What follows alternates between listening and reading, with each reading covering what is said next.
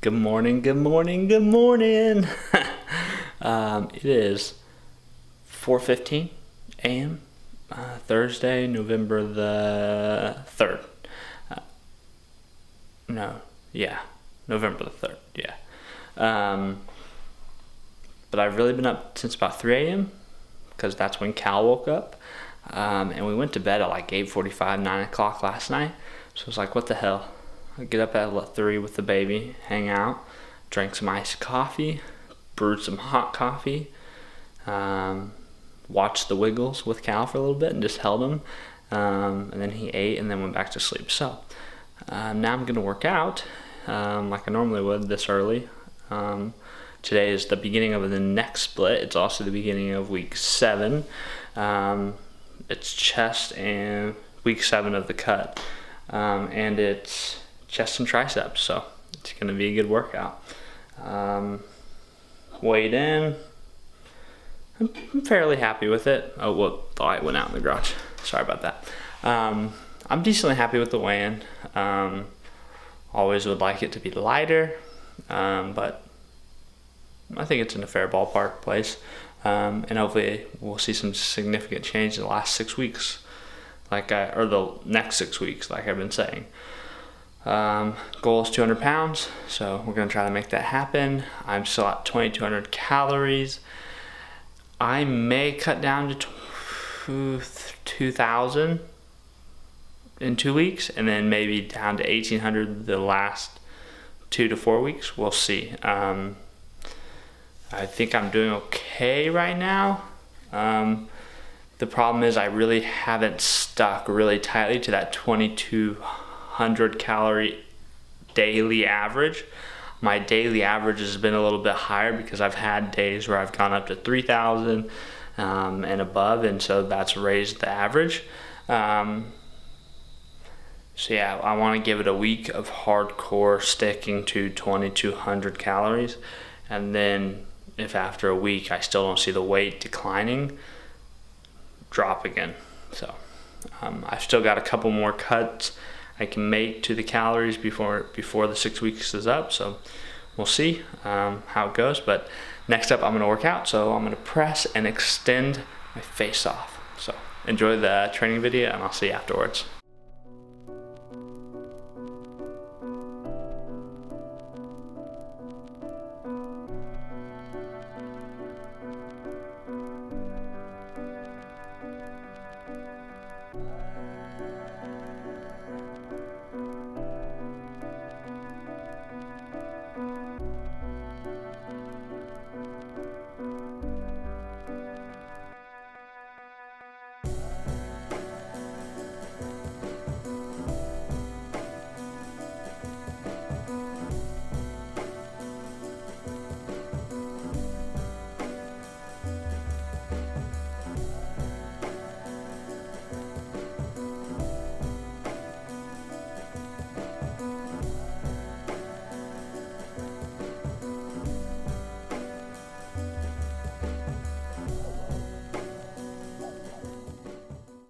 It's 5:30 a.m. Training is done, which you guys just saw. I really like the combo of the barbell bench press with the dumbbell bench press. I don't know if you guys caught that superset. But sometimes doing supersets with the barbell is like a difficult setup, especially if you're working out by yourself, because by the time you get the weight unloaded from the bar, you kind of like lost that benefit of doing, you know, an extended set. It turns into more like 2 sets because it takes you 30 seconds, 45 seconds to get the plate switched out. So if you have dumbbells, you can set some dumbbells at the bottom of the bench and do a drop set, which is, I mean, some people may call it a superset because it is technically 2 different exercises, but really it's more of trying to replicate what you would do on a drop set, where you drop your weight by immediately 25-50%, continue the set on until failure. So I did 225 for 8 and then dropped down to 50, so about 100 pounds, so about a little over 50, quite a bit over 50% of the load dropped, and then finished repping out to failure. So that's something you can try. And you can do it with any kind of barbell movement into a dumbbell movement, because typically you use the barbell at the point at which you can't keep applying progressive overload with the dumbbells, or at some point the dumbbells become limiting because of their, they limit force production because of how unstable they are. I know that's kind of contrary to belief, but it is in fact true. You have to, in order to lift the dumbbells, you do recruit more of the stabilizer, quote, stabilizer muscles, that because that load is free moving in 3 axes, which doesn't allow you to generate as much force production as if you're using something that's a little bit more stable of a load like a barbell. Well, at least that's my experience. Yeah, give that a try. I think you guys will like it. Also, it makes for a nice pairing because the barbell the barbell bench press limits finishing range of motion, which your pec is most contracted when your hands are the closest together, contrary to what most people believe. They think setting up really wide on the bench press helps them develop greater pecs, but actually, if you take a much more moderate grip, you're going to get more range of motion, more contraction out of your pec because your hands are going to come closer together at the top. However, you can't get them as close as you can necessarily in a dumbbell variation, depending on how large of dumbbells you're using and how big that head is. But you actually may be able to get a little bit greater contraction on dumbbells because you can bring them closer together at the top. So yeah, it just makes for a real complementary, nice pairing slash way to replicate a drop set on the bench press. So give that a try. Yeah, so now it's time for breakfast. Edit some video before I go to work, which I have not done. I keep saying I'm going to do it and I never get around to doing it. So I'll try to get some of that done this morning before I go to work. Other than that, it's been a good morning so far. Hopefully that is the theme for the day. There are some s'mores in the schedule. I'll explain that later. But I don't know if I'm going to partake, but I'll explain on it later. So I'll see you guys in a bit.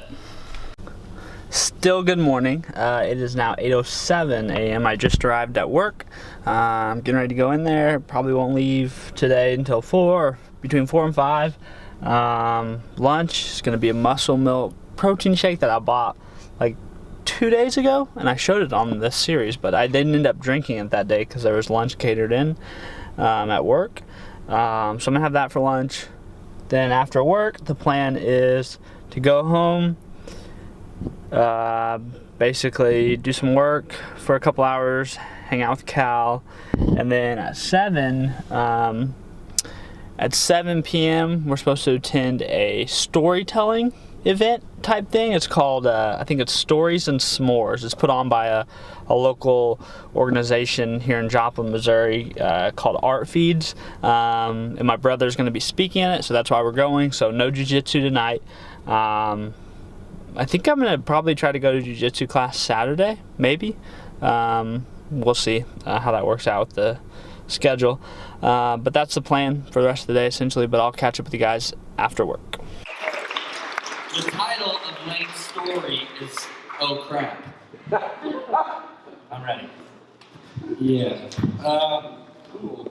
I'm the first married person, or unmarried person up here, so I don't get the whole Target thing, but if I'm ever to get married, I think that's probably how I pop the question, right? Like, hey, you want to go get registered for a tent at Target? And then she'll hopefully get it.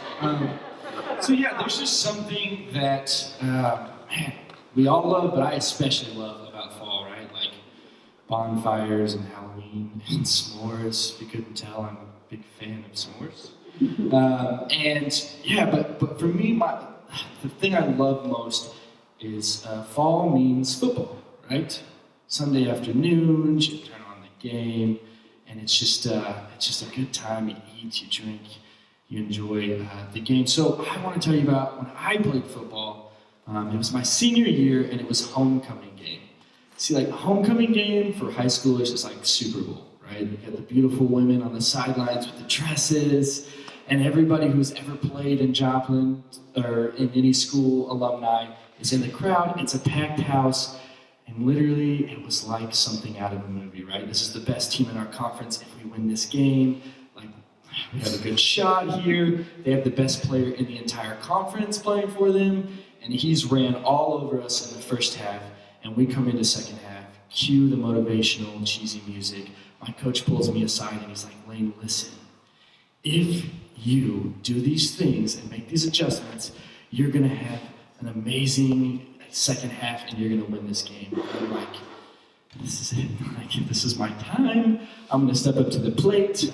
All the girls on the sideline are gonna wanna go to me with homecoming, and it's gonna be awesome, and it's gonna be amazing. So that's the setup, right? So just so you, if you don't know about football, at the beginning of the game and at the halfway point, there's what is called the kickoff. And the kickoff is literally just 11 guys running straight down the field as fast and as hard. And if you've ever seen it, you know, they like start like this, and then they like start to run like that. That's the kickoff. And I was on the kickoff team, opening second half, and I have all this like adrenaline in my body, and I'm pumped. I'm the gunner, which means I'm just going straight for the ball as fast and hard as humanly possible. Here's another secret you need to know, and this is something you can only know if you've played football. And this is, a football field is disgusting. I mean, it's just gross. We're sweating, we're hot, and here's the thing, everyone just farts all the time. Seriously, it is like a farty, barren wasteland at all times.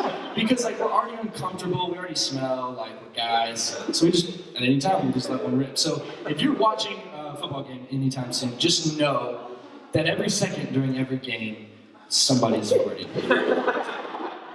Okay, let's go back to where I'm at in the story, and I'm on kickoff team, and I take off running, and I'm running down the field, and then I get about halfway down, and I'm like, yeah, I gotta fart for sure.